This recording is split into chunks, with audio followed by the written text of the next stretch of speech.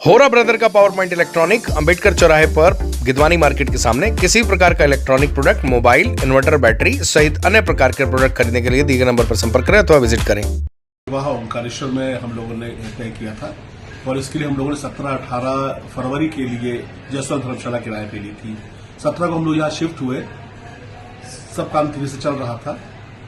कुछ लोग ऐसे थे जो वहां पर हमको बिना पहचान वाले दिख रहे थे। ऐसा लग रहा था कि वो लोग जो परिसर है उसी के लोग हैं वो, क्योंकि वो कमरे में आके हमसे पूछताछ कर रहे थे कि लैट्रिन साफ है कि नहीं, सफाई बराबर हो रही कि नहीं, वॉशरूम क्लियर है कि नहीं।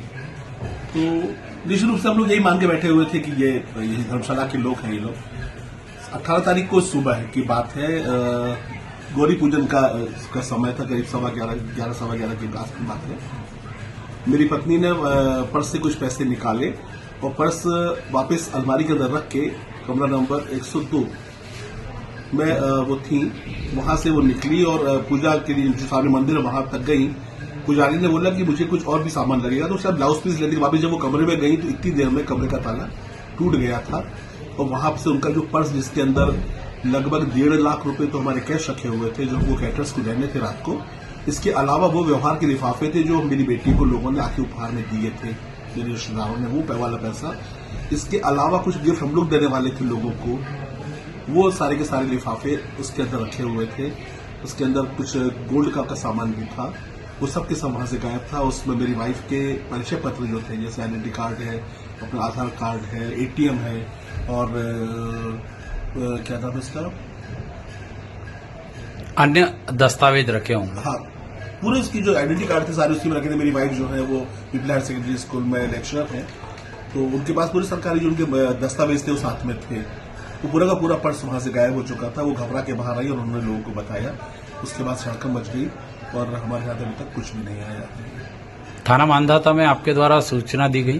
थाना मांधाता में हमने पहले एक आवेदन लगाया था, चूंकि 18 को हमारे यहाँ बारात आनी थी और सारे काम होने थे, तो 19 तारीख को हमने अपना एक आवेदन स्थानीय मांधाता थाने में दर्ज किया था और आज उसकी एफआईआर भी हमने यहाँ पर दर्ज कर दी है। जो जयसवाल धर्मशाला की थी, उनके मैनेजमेंट का क्या कहना है इस मामले में? उनके मैनेजमेंट का कहना क्या है, एक्चुअली बहुत सारी पोल है वहां पर, बहुत सारी कमियां हैं। मैनेजमेंट का कहना है कि हमारा वो आदमी नहीं था जो यहाँ पे थे, हम कैसे पहचानते वो लड़की वाले हैं या लड़के वाले हैं, हम नहीं रोक सकते थे, क्योंकि जो लोग सीसी कैमरे में दिख रहे हैं वो लोग वेल अप टू डेट लोग थे। पैंट शर्ट पहना हुआ था, आइरन किया हुआ था, शूज पहने हुए थे, कोट था उनके पास में।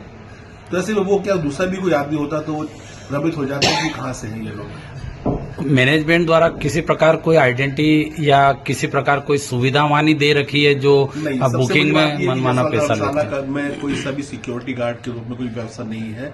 रात भर गाय ढोर घुसते रहे अंदर, हमारे लोग उसको बाहर भगाते रहे। उनको भगाने वाला भी कोई नहीं था वहां के ऊपर, सिक्योरिटी नाम की कोई चीज नहीं थी। वहां जो लोग काम करते हैं उनको कोई आइडेंटिटी कार्ड नहीं दिया हुआ है, वो लोग कोई किसी यूनिफॉर्म में नहीं थे। तो ऐसे में पहचान पाना बड़ा मुश्किल था कि लोग कैटर्स के हैं या धर्मशाला के लोग हैं। किस प्रकार की सुविधा सुधार की आवश्यकता है आपकी घटना के बाद?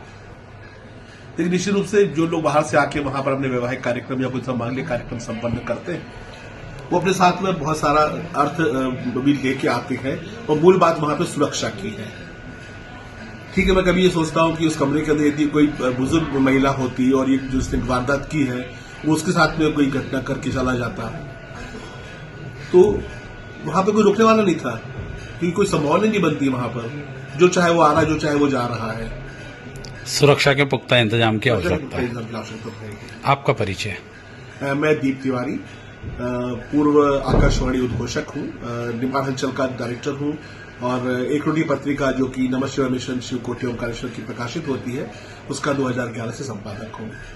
दिनांक 18 को जयसवाल धर्मशाला में दीप तिवारी बड़वा के रहने वाले हैं, उनकी बच्ची की शादी थी।